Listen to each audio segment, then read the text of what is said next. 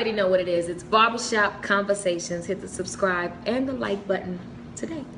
But as far as it goes with the boxing shit, you gotta be tough on them. No, you gotta be like, look, dude, you supposed to be this, you supposed to be that. Well, how come you not fighting this dude? How come you're not fighting that dude? Why do you feel this way? Why do you feel that way? Yeah. But I just want to do a side note before we end the interview. Sergey Kovalev is all over the place now. Sergey's a he motherfucker. finally did admit that he lost the damn fight, but he pulled the blame it on the nigga game with basically John David Jackson. But I mean, I saw this coming. I made several videos saying that Sergey Kovalev was going to turn on John all David you guys Jackson. said that. Not all you guys. Like, I'm not taking myself away from you guys. I'm saying, like, I remember 78 talking about this topic as well. You know, I love 78's intensity. His intensity be on point. You know, his shit be fire. I like blood boxing that's my guy, man. Shout out to 7A Sports, man. But that's all I'm saying, man. I predicted this. I predicted that Sergey Kovalev was going to turn on John David Jackson the moment he lost the fight. And now all of a sudden you hearing the rumor mill going on that, well, he may leave John David Jackson for a Russian coach. All I can say is, if there is a war, Kovalev 200 war better ask for strict drug tests. They just had a story that came out about Russia and performance-enhancing drugs. So, Andre Ward he better say they need to be tested every other day. So that's all I got to say about that. I'm glad Sergey Kovalev at least admitting, coming to grips that he did actually lose that damn fight because he really did. And I'll say this about John David Jackson. I've been fortunate enough to see him train. I've seen him train Sergey Kovalev. I've seen him train Curtis Stevens. And I've seen him train Bernard Hopkins. He is the most, not the most. I haven't seen everyone train. He is one of the most athletic trainers you can possibly have. He is one of the most athletic and in shape, in the ring trainers you can. I don't know about his strategy, but I'm talking about just getting a fighter in shape and getting them through these punch combinations and going over real life fight plans. John David Jackson can get it done, like for real. I've seen him do it. Now, whether he swept Sergey Kovalev's character under the rug, that's a conversation that John David Jackson will be having in the near future with me. I mean, I even asked him, like, in an interview, is Sergey Kovalev a racist? I've asked him on camera. It's one of my old videos. And, but, like, for real, like, as a trainer, John David Jackson is the shit. Like, I can separate how I feel about him ignoring Sergey Kovalev's faults in terms of race relations in America. But as a trainer, motherfucker's legit. Like, I would never say that the man wasn't a good trainer, man. We just have the other issues with John David Jackson. Because I'm going to tell you something, man.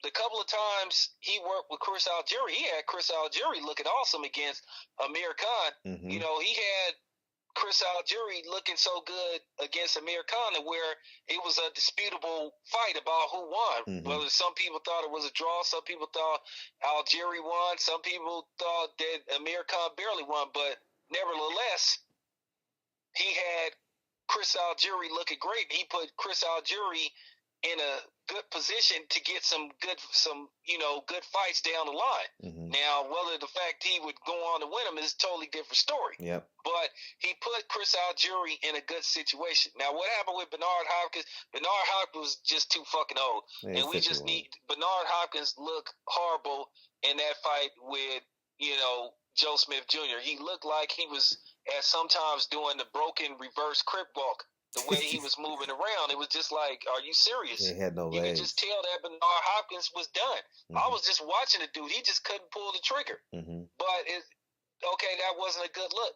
I would recommend several fighters give John David Jackson a try. It isn't an argument on whether the dude can't train people. Yeah, he can. He's very good. I mean, they had a a solid strategy against Andre Ward, which was not to let Andre Ward establish his inside game by, pretty much grabbing Andre Ward and putting him in a WWE headlock every time, Andre Ward got closer. But, it was a solid strategy to try to win that fight. But, yeah, I would recommend people give John David Jackson a try because he's good at what he does. Sure. Flat out. Mm-hmm. I agree. So, well, hopefully. Oh, before you go, man, could you please tell the people that follow my channel, what the hell is going on with Canelo and Julio Cesar Chavez Jr.? Is this fight going to be announced? Is it still some shit that got to be worked out, or it's not a go? Here's what I spoke to a couple of people this week. The bottom line is Al Heyman has to okay the deal. That's it. He has his apprehensions, literally, like for real. Like there's a great deal of money that's gonna exchange hands in this fight. Like people don't understand the merchandising deal, the gate, advertising, pay-per-view buys, the fighters on the card. Al Heyman has to oversee all of that, and basically, we're literally waiting for Al Heyman. Golden Boy has presented an offer. Al Heyman has to present a counter offer, and that's Chavez is ready to go. Chavez would take the fight for $1 million, and I'm being honest. He and his dad Chavez will take the fight. I'll say that. I'm not sure what his dad would take because he's in protection mode of his son, but Chavez is ready to go. He would take the fight for $1. Okay, so it's looking like it's gonna happen, but it's just some formalities that's getting worked out. It's not the fighters right now anymore. It's will Al Heyman let some concessions go, and will Golden Boy let some concessions go, and it's some stuff that won't be made public, in terms of the true percentages, and like Golden Boy can say whatever they want, but the contract say something different. You know what I mean? So it's stuff like that being worked out. And okay, so if you had to say a percentage of this fight happening, is it 60-40 yes, or 75-25 yes, or 50-50? That's all I need to know. I will say all road leads to Chavez Jr. This is the only fight that Golden Boy want. This is the only fight that Chavez Jr. want. It's literally in the hands of Al Heyman. Okay, that's it, everybody.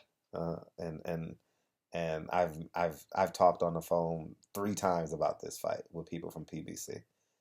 Like I was like, is the fight gonna happen? There's like, it's up to Al Heyman. Literally, it's up to Al Heyman. So who would take this fight? It would be HBO pay-per-view as it would have to well, be HBO. Right? It would have to be no HBO PBC, pay-per-view. Right? No, impossible. It would have to be HBO pay-per-view. Okay. And that's the stuff that they're working out. You know what I mean? Like the pay-per-view buys.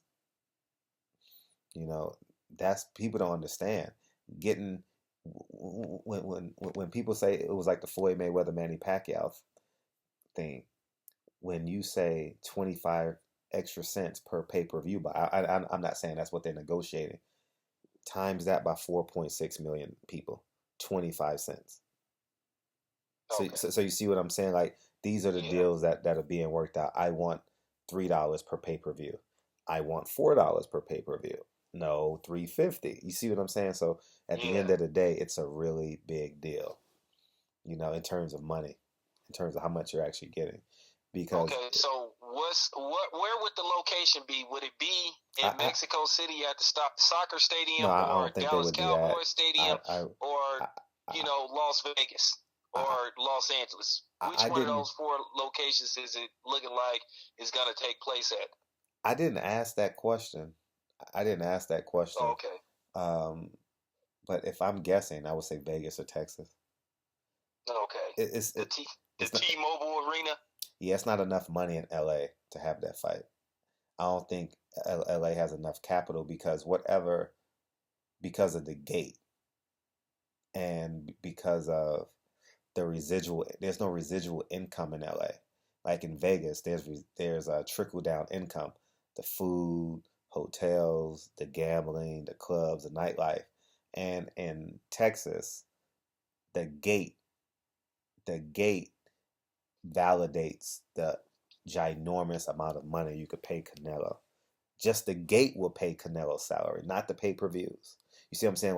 Like people have to understand the pay-per-views had to pay for Andre Ward's salary. You understand what I'm saying? Like, Yeah. just the gate alone will pay for the salaries and potentially then some.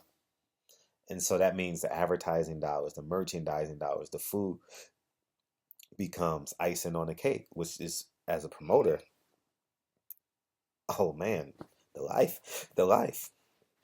You know, Okay, so I get it. So I guess I'll say it's going. I would say out of Cowboy Stadium in Las Vegas. yeah, So that makes yeah, a lot of financial sense. yeah. It's no way. I don't think LA can sustain that fight. You know, I mean, you'll put the butts in the seats, but let's say the Ritz Carlton buys the fight per se. They don't have like no residual income. I mean, it would be at the Staples Center. There's no other place the fight could be. I mean, Dodger Stadium, but I mean, who would go to Dodger Stadium for a fight? So it would have to be at the Staples Center. You get 18. Yeah, and the new Rams Stadium won't be ready for another year and a half. Yeah, so, yeah. So which I think that's going to play a major role in boxing once that stadium is ready. You're right, and so only place I see it is Vegas or Arlington, Texas. You know. Okay, so Mexico City is no. out. I don't think they would do Mexico City. No. And people have to understand too. People wise, they gonna get the butts in the seats, but can Mexico? Remember, keep in mind, Mexico City per capita is the worst city is the worst city in the world. If I'm not, no, the worst city in North America, in terms of per capita dollars. You know, is the most impoverished Mexico City is. So, I mean, Azteca Arena, it'll look good on TV, but that upper bowl is only paying $1, $5, $10 per ticket. You know what I mean? So, you know, it's not like when Chavez Sr. fought. Who did he fight? Greg Haugen there? Who did he fight? Yeah. Greg Haugen. Yeah. It was sold out, over 100,000 people, but the upper bowl didn't pay for them tickets. You know, they can't. They can't. Okay, so they need to maximize as much per capita. Yeah. They need to maximize as much profit as possible. Yeah, to for possibly sure. pay out the salaries and the other formalities that go on with boxing. Okay. And the red Golden Boy's in the red a lot too. I mean, you don't think Bernard Hopkins' fight was in the red? Come on, man. No, well, I don't even know what the attendance was. Oh, it was terrible.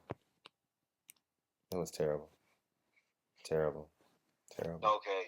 I don't know what the salaries were, but Golden Boy can't put a card together from top to bottom. They don't have enough fan appeal and star power from top to bottom. You know how you do like a 8-card bout? Yeah. Like their last 2 pay-per-views, I mean, their last 2 cards have been well below average. You know what I mean? From Canelo's undercard, Jojo Diaz, Willie Monroe against some Rosado, and it was someone else too. The guy, Curtis Stevens upset the other kid or something like that. And then you have this card. You know, it was just Jojo Diaz to Bernard Hopkins to Usyk.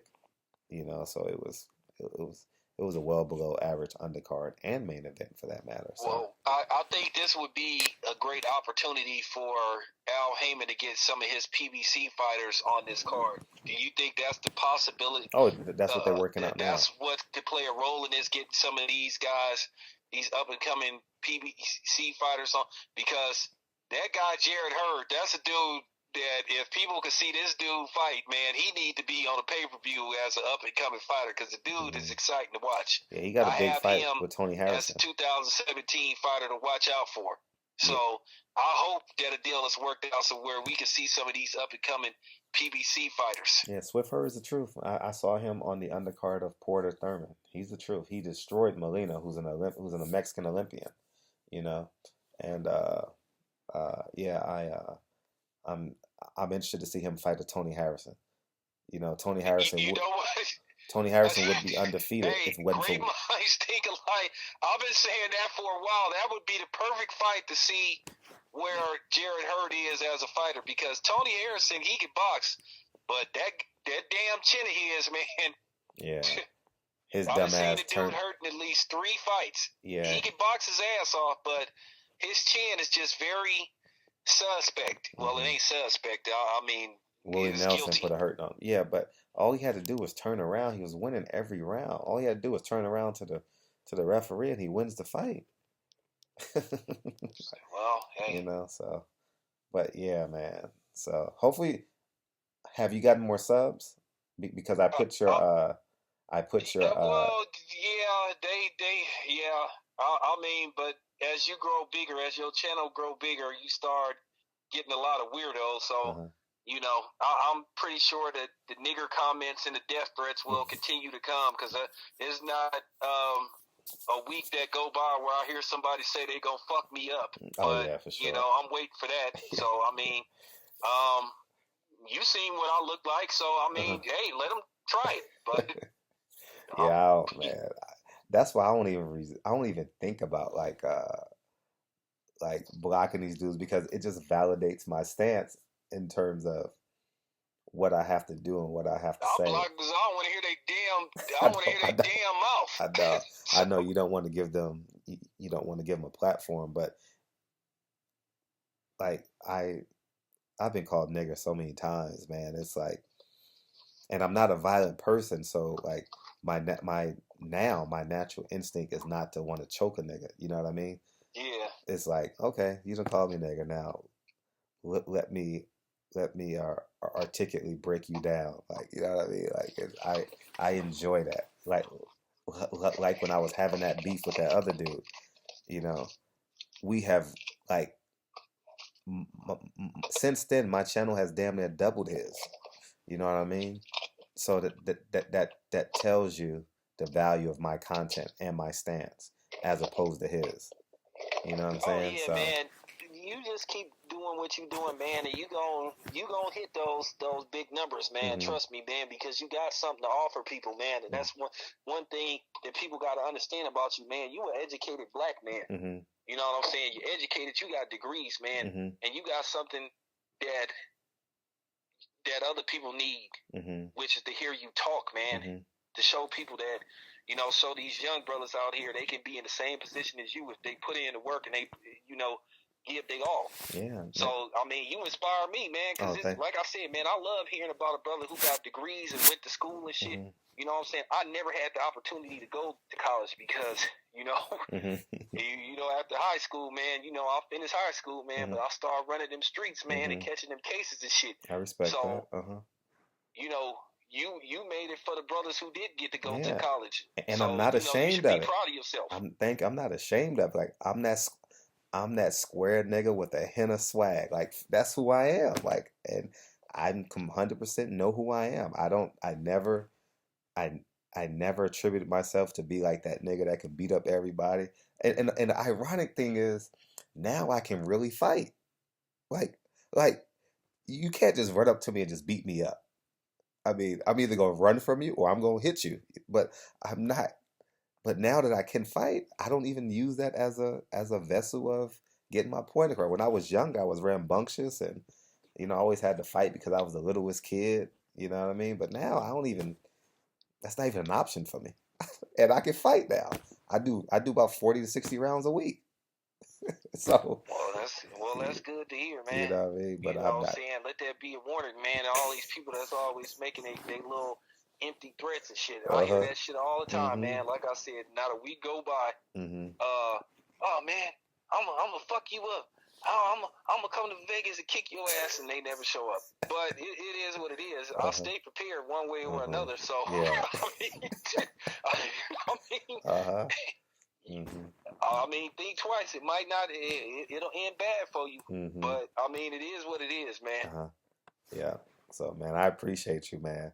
Hour and 40 minutes. Hopefully I get 10 videos out of this. All right. I'm gonna try and cut one up now before I go to bed because I gotta get up in 3 hours and hit the gym. But last question: who you got in the college championship games tonight at noon? That's another thing. I'm gonna be up watching them games too. That's why I'm working out so early. You know what? I'm not even gonna lie. I haven't been following college football. Oh, really? Oh, yeah, so I can't wait. I'll not even go perpetrate, man. I don't even know who. I can't wait today, man. I literally can't wait. So, yeah, man, I appreciate you. Well, actually, you kept me up, so I appreciate it. All right, man. Right on, brother, man. I appreciate you, man.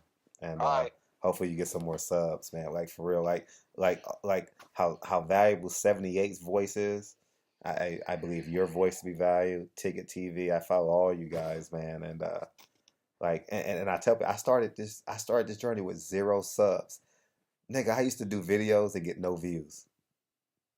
When did you start your channel? Yeah, and I'm just saying, like, the commitment to it is just once you commit to something, you're gonna get the success. Just stay true to it, you know. Yeah, here's the thing, man.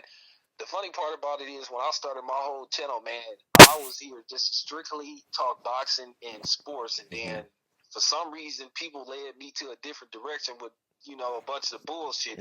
So it got to the point to where I had to start saying what I needed to say. So I don't know when you started your channel, man, but you got some good shit on there, man. Thank you. You got access to footage that I can't get to because one, I'm in the Bay Area and shit, and I'm on the go. So like I'm finna go in here and get me some rest, and then I'm gonna get right back out there like about 12 o'clock and shit. The day my day off, but I'm gonna go hang out with the fellas, man, and bring in 2017 right. Oh, that's what's up. Yeah, a lot of that brown, man, a lot of Hennessy, I'm saying, and cognac and gin and juice. For some hair in your chest. Yeah, as my uncle used to say. Possibly a little purple. Okay. a little some grapes. But it is what it is, man. Oh yeah, Happy New Year's too. Next time I talk to you, it's gonna be 2017. We made it. We did it. Yeah, for sure, man. I'm looking forward to seeing you again. Yeah, man. I'm gonna be at the. I'll be at the next fight, man. Yeah, for sure. Next time you come out here, man, just holler at me, man. Lunch on me and shit. Oh, for sure, all the time. Everett and Jones barbecue. All right, man. I holler. Appreciate you, man. All right, brother. All the time. All right. Yep.